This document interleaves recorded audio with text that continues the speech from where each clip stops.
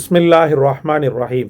மனிதனுக்கு பெரிய நிம்மதி குலைவையும் எந்த ஒன்றிலும் சரியாக ஈடுபடாத ஒரு தன்மையையும் தொண்டைக்குழிக்குள்ளே ஏதோ பாறாங்கல்லை அடைத்து கொண்டிருப்பதை போன்ற ஒரு உணர்வையும் தரக்கூடியதுதான் கடன் என்பது சகோதரர்களே. அந்த கடன் நீங்க பல வஜீஃபாக்கள் சொல்லப்பட்டிருக்கின்றன. பொதுவாகவே உலகத்தின் வாழ்க்கையில் அல்லாஹ் ரப்புல் ஆலமீன் ஆகுமாக்கிய விஷயங்களிலேயே ஒரு ஒவ்வாத விஷயம், ஒரு அலர்ஜியான விஷயம் என்ன என்று பார்க்கும்போது கடன் தான். தேவைக்கு கடன் வாங்குதல் அப்படின்ற அந்த இதையும் தாண்டி பல மக்கள் ஆடம்பரத்திற்கெல்லாம் கடன் வாங்க ஆரம்பித்து விட்டனர். உல்லாச வாழ்க்கைக்கெல்லாம் கடன் வாங்க ஆரம்பித்து விட்டனர். தேவைக்காக கடன் வாங்குவது அல்லாஹ்வுடைய ரஹமத்திற்குரியது. உல்லாசத்திற்கும் ஆடம்பரத்திற்கும் கடன் வாங்குவது அல்லாஹ்வுடைய ரஹமத்திற்கு அப்பாற்பட்டது. அதை நாம் புரிந்து கொண்டு தேவையின் நிமித்தமாக கடன்கள் வாங்கியிருந்தால், கடன் வயப்பட்டிருந்தால் அல்லாஹ் ரப்புல் ஆலமீனிடத்திலே அதிகமாக நாம் துஆ செய்ய கடமைப்பட்டிருக்கிறோம். ஏனென்றால் அந்த பேரன்பு மிக்கவன் தான் நம்முடைய பொருளாதார மேம்பாட்டை அதிகப்படுத்தி கடன்களிலிருந்தும் கஷ்டங்களிலிருந்தும் தீர்க்க வல்லவன்.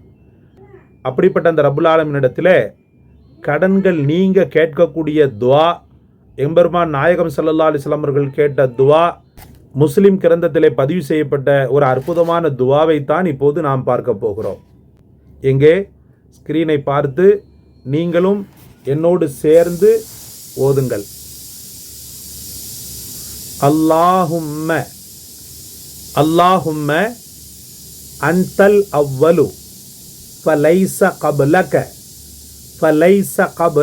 ஷைஉன் வ அன்தல் ஆஹிரு فليس بعدك شيء وأنت الظاهر فليس فوقك شيء وأنت الباطن فليس دونك شيء يقضي عنا الدين وأغننا من الفقر. திரும்பவும் சொல்கிறேன். اللهم أنت الأول اللهم أنت الأول فليس قبلك شيء وأنت الآخر فليس بعدك شيء وأنت الظاهر فليس فوقك شيء وأنت الباطن فليس دونك شيء يقضي عنا الدين وأغننا من الفقر. அற்புதமான துஆ, அற்புதமான துஆ. இப்போது அர்த்தத்தை பார்த்தீர்களே ஆனால் அப்படியே மனமுருகி போய்விடும். அல்லாஹும்ம அன்தல் அவ்வல், எங்கள் இறைவா நீதான் முதன்மையானவன். ஃபலைஸ கபலக ஷையுன், உனக்கு மேலே எதுவுமே கிடையாது, நீதான். வ அன்தல் ஆஹிரு, நீயே கடைசியானவன், நீயே கடைசியானவன். ஃபலைஸ பாதக ஷையுன், உனக்கு பின்னாலும் எதுவும் கிடையாது, நீதான் கடைசி, உனக்கு அப்புறம் எதுவுமே கிடையாது. வ அன்த லாஹிரு, நீயே வெளிப்படையானவன். ஃபலைஸ ஃபௌகக ஷையுன், உனக்கு மேலே எந்த சக்தியும் கிடையாது, உனக்கு மேலே எதுவுமே கிடையாது. வ அன்தல் பாத்தினு, நீயே உள்ரங்கமானவன். ஃபலைஸ தூனக ஷையுன், உன்னை தவிர வேறு எதுவுமே கிடையாது. ஃபலைஸ தூனக ஷையுன், உன்னில் அல்லாது வேறு எதுவுமே கிடையாது. யக்லி அன்னத்தைன், என்னுடைய கடனை நீ நிறைவேற்று.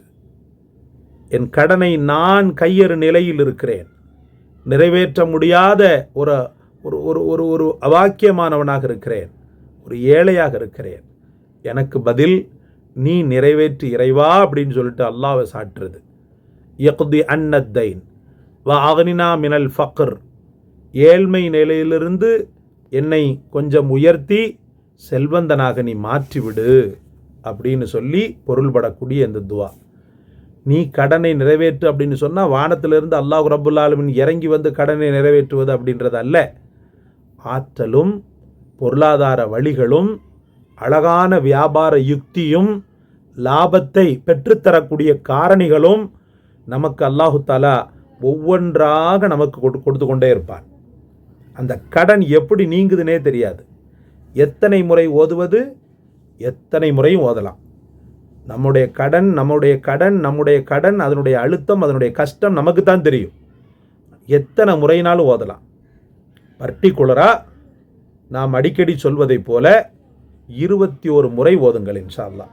இந்த பெருநாள் தினத்திலே ரப்புல் ஆலமீன் இடத்திலே கடன் வயப்பட்ட மக்கள் இருகரமேந்தி அல்லாஹ்விடத்தில் துஆ செய்யுங்கள்.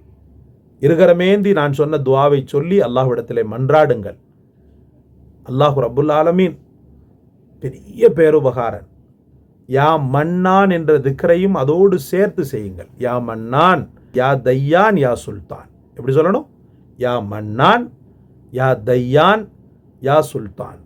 யா மன்னான், பேருபகாரங்களை சொல்லி காட்டுபவனே. யா தையான், கடன்களை நிவர்த்தி செய்பவனே. யா சுல்தான், அதிகார தோரணை உள்ளவனே, அதிகாரம் உள்ளவனே. இந்த திக்ரையும் செய்து நீங்கள் கடனுக்காக அல்லாஹ்விடத்தில் போராடும்போது நிச்சய வெற்றி உங்களுக்கு தான். எத்தனையோ மக்களுக்கு சொல்யூஷனை ஏற்படுத்திய துஆ இது. முஸ்லீமில் அற்புதமான ஹதீஸாக இது பதிவு செய்யப்பட்டிருக்கிறது. கடன் வயப்பட்ட மக்களுக்கு நான் திரும்பவும் சொல்கிறேன், கடனை அடைக்கணுன்றதில் தீவிரமாக இருங்க. நல்ல உழைங்க. அல்லாஹ்விடத்தில் மன்றாடுங்க, நல்ல உழைங்க. ஏன்னா பாதிக்கப்பட்டவனை அவன் மாறிடக்கூடாது. நம்ம கடன் கொடுத்த கடன் நம்ம வாங்கியிருக்கோமா இல்லையா, நம்ம கடன் கொடுத்தவன் இருக்கிறான் பாருங்க, அவன் பாதிக்கப்பட்டவனா மாறிடக்கூடாது. நம்ம இறந்து போயிட்டோன்னு சொன்ன ரொம்ப கஷ்டம் தானே. அதுக்கடுத்து அவன் கேட்க மாட்டான். நாளை ஆகிரத்தில் வந்து நிற்கக்கூடாது. இந்த கடனுடைய விஷயத்தில் எனக்கு நீ கடனை கொடுன்னு சொல்லி ஆகிரத்தில் நின்னா நம்ம என்னத்தை கொடுப்போம்? எதுவுமே இருக்காது. அமல்களை தான் அவனுக்கு கொடுக்குற மாதிரி வரும். அது ஒரு பெரிய துன்பம் அல்லவா? அது ஒரு பெரிய சோகம் அல்லவா? அதனால் முடிந்த மட்டும் இந்த உலகத்தின் வாழ்க்கையில் கடனை அடைக்கிறது மட்டும்தான் உங்களுடைய மும்முரமாக இருக்கணும். அல்லாஹ்விடத்தில் தொடர்ந்து போராடணும், நல்லா உழைக்கணும், பரக்கத்தை ரொம்ப சேமிக்கணும், நல்ல சேமிக்கணும். ஏன்னா அவன் கடனை நிவர்த்தி பண்ணணுன்ற அந்த ஒரு எச்சரிக்கை. ஏன்னா ரசூல் ஸல்லல்லாஹு அலைஹி வஸல்லம் அவர்கள் வன்மையாக கண்டிச்சாங்க. கடனுடைய விஷயத்தில் மட்டும் ரசூலுல்லாஹி ஸல்லல்லாஹு அலைஹி வஸல்லம் வன்மையாக கண்டிச்சாங்க.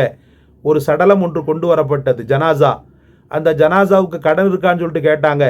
கடன் இருக்குன்னு சொல்லி சொன்ன உடனே ரசூலுல்லாஹி ஸல்லல்லாஹு அலைஹி வஸல்லம் உங்களுடைய சகோதரருக்கு நீங்களே தொலை வைங்கன்னு சொல்லிட்டு போயிட்டாங்க. காண கிடைக்காத பாக்கியம் ரசூலுல்லாஹ் தொலை வைக்கிறது. அந்த தொலை வைக்கக்கூடிய பாக்கியமே கிடைக்காம அந்த சகோதரர் என்ன செஞ்சார்? இந்த உலகத்தை விட்டு மறைந்தார். அப்போது அப்படி ஒரு எச்சரிக்கை, அப்படி ஒரு கண்காணிப்பு இருக்கக்கூடிய ஒன்றில் நாம் என்ன செய்யக்கூடாது? கவனமற்று இருக்கக்கூடாது.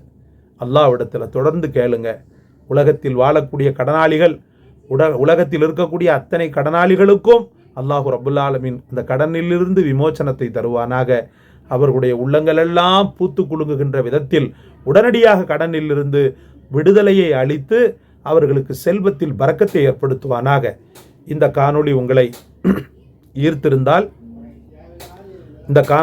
ஈர்த்திருந்தால் லைக் செய்யுங்கள், ஷேர் செய்யுங்கள், சப்ஸ்கிரைப் செய்யுங்கள். எல்லாவற்றை விட மேலாக இது துஆவை கற்றுக் கொடுத்த எனக்காக துஆ செய்யுங்கள், எங்கள் குடும்பத்திற்காக துஆ செய்யுங்கள். ஜஸாக்கல்லாஹ். அஸ்ஸலாமு அலைக்கும் வரஹ்மத்துல்லாஹ்.